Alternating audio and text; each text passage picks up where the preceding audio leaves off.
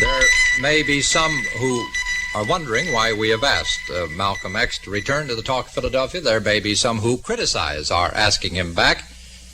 We are having Malcolm X here for the second time. He is the first plenipotentiary of the Honorable Elijah Muhammad, leader of the Black Muslim movement. He's here for the second time for one very good reason, I feel, and that is the last time he was here, we were on a different subject altogether. And we had also experts here from CORE. We had a representative here from the Philadelphia Tribune, and we discussed freedom riding and freedom buses and such, and we didn't discuss too much firsthand the Black Muslim. And that's why I hope we can cover it pretty thoroughly this afternoon. That's why Malcolm X has been asked to return. Actually, briefly, what do you believe in? I don't know how you mean. We believe in Allah. The followers of the Honorable Elijah Muhammad in this country believe in one God, whose proper name is Allah. He has taught us that the people who believe in a supreme being, the Jews call him Jehovah, the Christians call him Christ, people who are Muslims call him Allah. And the followers of the Honorable Elijah Muhammad here in this country have been taught that for the past 400 years, the so-called Negro has been separated from his own original culture, so he has had no knowledge of his own God or the God of his forefathers. And the Honorable Elijah Muhammad's mission is to restore to the American so-called Negroes a knowledge of our own God, knowledge of the Supreme Being. Well, your cult has been repudiated by not only by the Mohammedans, but by most every responsible Negro group. But let's stick to the Mohammedans first. They have repudiated your group, so how do you consider yourself a part of their religion? Anyone whose religion is Islam, number one, would reject the term Mohammedan. Anyone who believes in Allah would reject the term Mohammedan. Islam means complete submission to Allah. Mm-hmm. And Muslim means one who has submitted himself to the will of Allah.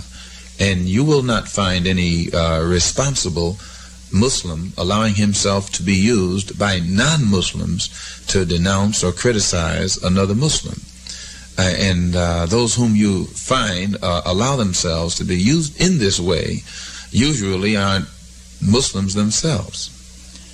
Well, do you believe in first-class citizens or first-class citizenship for blacks and second-class citizenship? Boy, I'm going to get this out yet. Citizenship for whites. Now, this has been charged that this is what you believe in. First class for blacks and second class for whites. Mr. Muhammad is not concerned with the white man. His concern is with the so-called Negroes in this country. And whereas citizenship is concerned, I've never heard him talk on that. Only that he says that our people here are second-class citizens. And not only does he say that, the white man himself admits that. And the so-called Negro leaders admit this. But he says that we won't solve our citizenship problems by trying to force ourselves upon whites.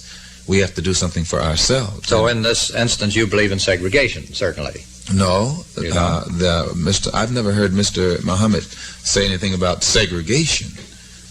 We are as much opposed to segregation as the so-called Negro integrationists.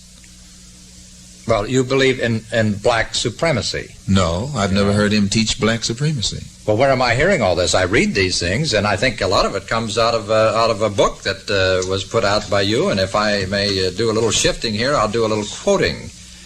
America is falling, my people. She has to fall because she is a habitation of devils. Forsake her and fly your own way. This is, and I think... if my memory serves me correct, when Billy Graham launched his recent crusade in Chicago, Billy Graham said the same thing, that America is falling. It has become so corrupt and immoral that it's on its way down. But when Billy Graham says this, they don't accuse him of teaching black supremacy nor hatred of any or anything like that. But when the Honorable Elijah Muhammad says, and he says this, that we're living at the end of the wicked world. And that, but he does say that Muslims alone will rule the new world. He says that the so-called Negro in America are the people who are symbolically described in the Bible as the lost sheep or lost tribes or lost people of God, and that as the Christian Bible and the Jewish Bible says, God is supposed to come in the last days and find his people, separate them from their enemies, and then restore them back among their own people. And Mr. Muhammad teaches us that we're living at that time right now. And you firmly believe then, actually, that this generation will witness that change and that Muslims will rule the world. Muslim is an Arabic word that means righteous. Muslim is an Arabic word that means one who believes in God. And these people who believe in God and accept God and obey God will be the only ones qualified to escape the destruction, or the divine destruction that God is going to bring upon this earth. Well, now, I think this is another quote. If not, it's a paraphrase. The black man is divine by nature, and all of his troubles have been caused by whites. Well, the history of this earth, I think, will bear witness that, as they say it now, colonialism, they call it, and the end of colonialism, which means the end of European domination over the lives and the property and the destiny of non-white people. And since your white man in the United Nations and elsewhere is admitting that his own domination or rule or ability to rule over dark mankind has come to an end, I think that Mr. Muhammad should be given credit for pointing out to us where this has been predicted in the Bible to take place long before it even began to materialize. So then you firmly believe that all of your troubles have been caused by the white man? Definitely. The original. You said you had no concern with the white man. You were concerned only with blacks. I think that this can easily be explained. All right. Mr. Muhammad teaches us that the white man is the root cause of the condition that the black people are in here in America. But he's not concerned with trying to reform the white man. He's concerned, God has raised him from our midst to reform and save the so-called Negro. Why do you use that always? You never say to save the Negro. So why do you always use so-called Negro? Well, Mr. Muhammad also teaches us that the word Negro itself means something that's dead, something that doesn't belong to anything, something that's neuter or neutral. And when I was in school, they taught me that Negro meant black in Spanish. But the average so-called Negro in this country has been so brainwashed against the word black. If you call him black, he gets indignant. He says, don't call me black, call me a Negro. But at the same time, if you ask him what does Negro mean, he says it means black in Spanish, which means you have maneuvered the Negro into a position where he says, don't call me black in English, but call me black in Spanish, which doesn't make sense. And if you ask a white man his nationality, he'll tell you Irish American, German American, or something of that sort. It attaches him to some nation. It gives him a nationality. It gives him a geographic background and a cultural background. But when you ask our people, our nationality, we say Negro, which doesn't connect us with anything. There's no Negro language. There's no Negro country. There's no Negro anything. So it puts as we're taught by the Honorable Elijah Muhammad, it puts us in a position of a people who have been cut off from their own kind, from their own self. And because of this, they've lost their racial pride, their racial identity, and their racial dignity, and their ability to do anything for their own kind. And for that reason, you find them begging the white man for what he has. Why do you use the name Malcolm X? Why the X? Is this the same reasoning that you've just been giving me? You have no identity, so you use an X? The Honorable Elijah Muhammad teaches us that during slavery, our identity was destroyed by the slave maker.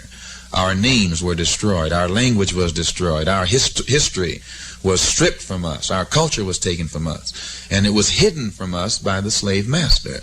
And then we were taught to call ourselves after the slave. If a white man named Smith or Johnson or Jones owned 50 slaves, each of the slaves was named after the owner.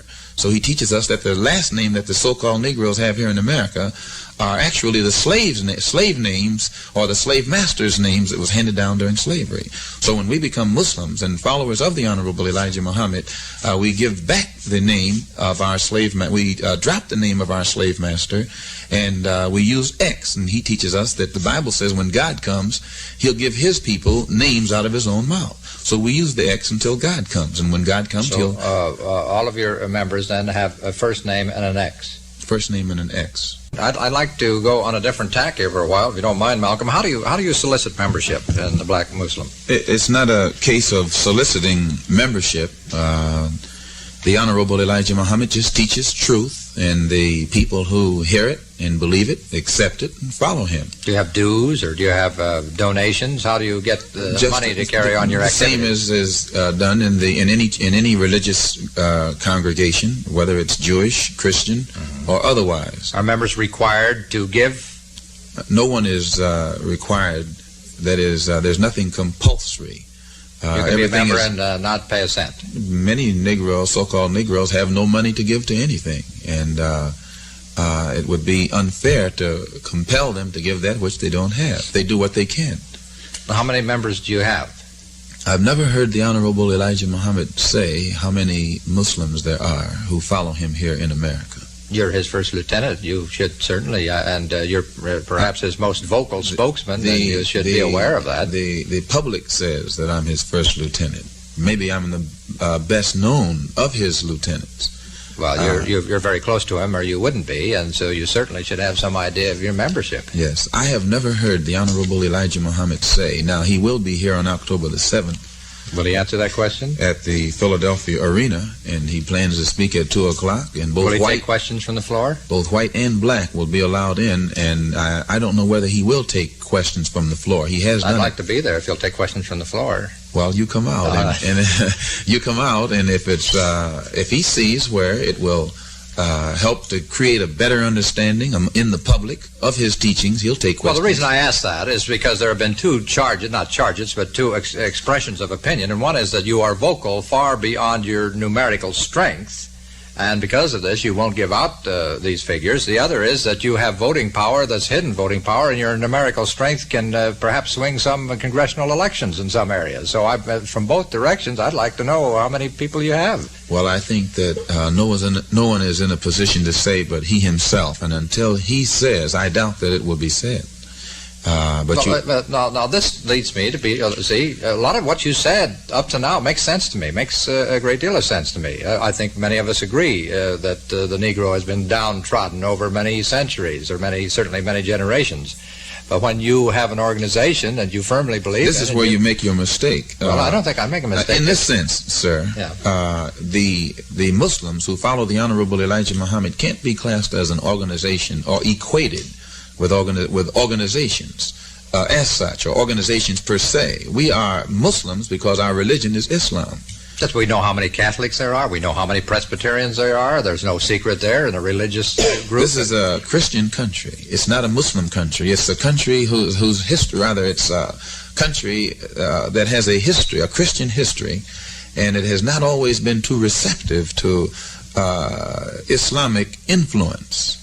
Yes, but it's certainly not going to be any less receptive, knowing the number of people you have as members. Well, if the Honorable Elijah Muhammad wishes to tell you, he can. All right. Does your organization advocate the overthrow of the U.S. government? I have never heard the Honorable Elijah Muhammad advocate the overthrow of anything except evil, unrighteousness, sin, vice, the evils that afflict the moral fiber, or that are destroying the moral fiber of the Negro community. He advocates the overthrow of immorality. Well, the House of Un-American Activities Committee apparently has uncovered evidence that your organization, and I say organization, that's my word, not yours, your organization was not only anti-white but anti-American. I think if you read the Washington Post on August the 3rd, Friday, there's an article in there which quotes the FBI as stating, after 31 years of investigation of Mr. Muhammad, they have not found us to be subversive nor seditious, but they have found us to be a highly disciplined religious group. This is from the FBI in the Washington Post on Friday, August the 3rd. But this type of statement from the FBI is played down. But then some southern senator or congressman from South Carolina can stand up in the United States Congress and attack us as a racist group, which amazes me that northern whites could fall for something like that. And this Congressman Rivers, who is from South Carolina, represents one of the only 3 states that up to now have refused to abide by the Supreme Court decision to any degree whatsoever. So now if I was a northern white man, I would be ashamed of myself to let some southerner from South Carolina initiate a grievance that I'm going to pick up and carry out against a group of religious followers such as those who follow the Honorable Elijah Muhammad. Well, Dr. Lewis Webster Jones, I think you've heard of him. He's president of the National Conference of Christians and Jews, and he's called black Muslim as racist as Hitler. Well, that's his particular opinion, and if he's a white man, I don't think any white man is in a position to refer to any black man as a racist, especially an American white man. His own history has his own hands so bloody on the race issue that he's just not in a moral position to refer to anyone as a racist. On WCAU-FM in Philadelphia, our guest, the gentleman that I consider, and many people consider the first lieutenant to Messenger Elijah Muhammad, Malcolm X. We will, I hope, get some phone calls, but there are many things that I want to get out of the way here, and I know that many times you have been involved in riots. At least you have been accused of inciting riot. There was one this spring, I think, in Los Angeles, which turned into a very unfortunate affair. It wasn't a riot. What the press initially reported as a blazing gun battle between Muslims and police, after investigation, ended up being the blazing guns of the police at innocent Negroes, 7 of which were shot down, 1 of which died, 2 of which were brothers from Philadelphia here, and one of them was shot both of them were shot in the back. One of them was shot in the spine and is paralyzed for the rest of his life. And the city of Los Angeles probably has the worst case of human rights violation, not civil rights, human rights violation on its hands that any city has ever had. And when the public becomes acquainted with the facts of what happened out there, it will look mighty bad. I don't think anywhere in the history of Mississippi, Alabama, and Louisiana combined have 7 Negroes been shot down at one time.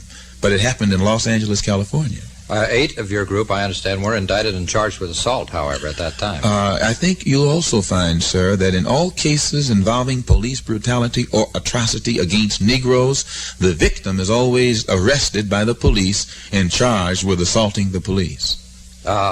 In your favor, and to give both sides of the story as far as I know it, I might say that 90 Los Angeles clergymen who said they didn't share your views as a group did, however, back you up in calling for elimination of police brutality out there. Not only the clergymen, but Roy Wilkins of the NAACP, A. Philip Randolph, and James Farmer of CORE. The Negro community of Los Angeles put forth a united front against the atrocity that was committed by the Los Angeles police on April the 27th against the Muslims. Your founder was Elijah Ford? No. He was not? I don't know what you mean by that, founder. Well, I just read that. Well, who was Elijah Ford? I've never heard of Elijah Ford. Well, then I must have my name. Well, who was your founder? You mean who taught the Honorable Elijah Muhammad? Yes. The Honorable Elijah Muhammad was taught by a person who at one time represented himself as Mr. W.D. Farad. Farad. And you knew that what I meant now. Come on now. I was close. And at another time as Mr. W.F. Muhammad. Well, now, what happened there? He disappeared mysteriously, I understand. No, that's what the press say. And the press likes to sensationalize so they can sell papers. When the Honorable Elijah Muhammad comes here on October the 7th at the Philadelphia Arena, I think that's one of the points that he's going to clear up, and that is who he represents, who is behind him, so then and who taught him what he knows. Well, are you, in a sense, repudiating the so-called founder? No, definitely not. Well, you used some word similar to alleged, or when you spoke of who taught Elijah Muhammad. No, I say that the one who taught him was Master W.D. Farad. Yes. And known also as Master W.F. Muhammad. Well, I thought there were a few little detrimental things that you got in. No, nothing no, sir. All right, okay. Well, how about the background of others in your organization, you and other lieutenants? How did you get into this? Well, before I became a follower of the Honorable Elijah Muhammad, I really was in bad shape. Yeah. And I know, and this is one of the reasons why I have such strong faith in Mr. Muhammad. I know what he has done for me. Not only me, hundreds of thousands of others just like me. Well, what kind of bad shape were you in? Well, I was a typical Negro Christian, which means I got drunk, I lived in nightclubs, gambled.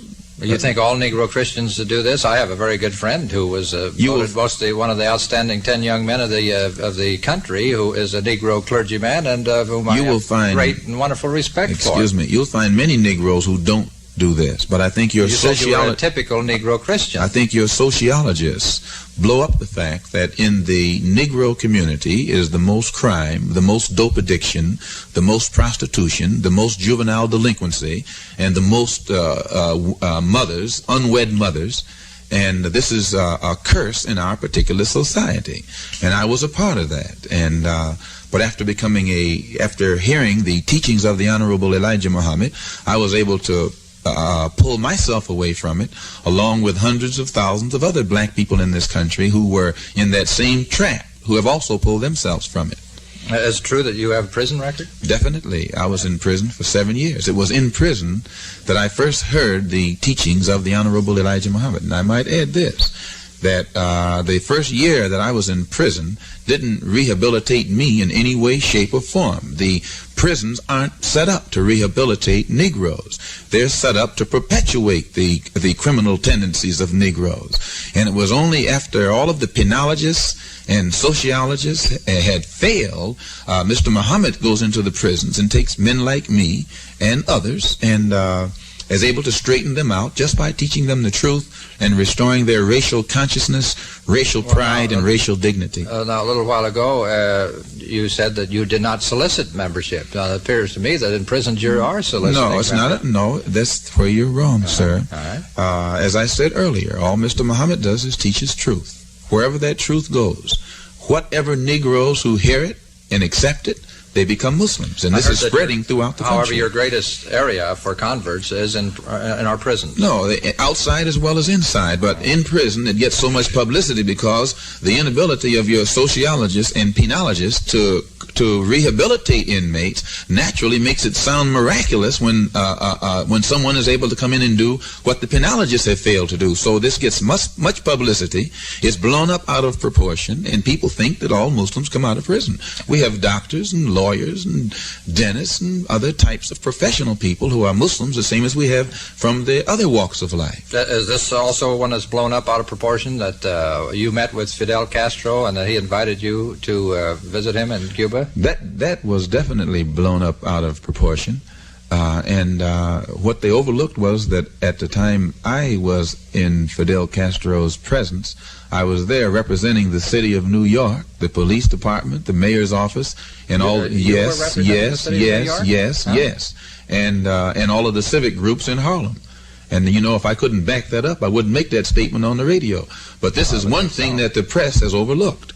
Were you an appointee of Mayor Wagner's? There was a committee set up in Harlem by a representative of the mayor's office, by a representative of the police department, by representatives of all of the civic groups in Harlem. And it was set up to forestall any incident taking place when all of these heads of states visited New York. And I happened to have been made the chairman of that committee. And in that capacity, I took 2 reporters to see Fidel Castro, and the press blew it up out of proportion, for which we have about $11 million in libel suits that are cut and dried. All right. Have you ever collected any money in your libel suits? We had a civil suit that we collected $70,000 last year against the city of New York. It was paid. And that's the same city that allowed you to represent them? Same city, and all of this was going on at the same time.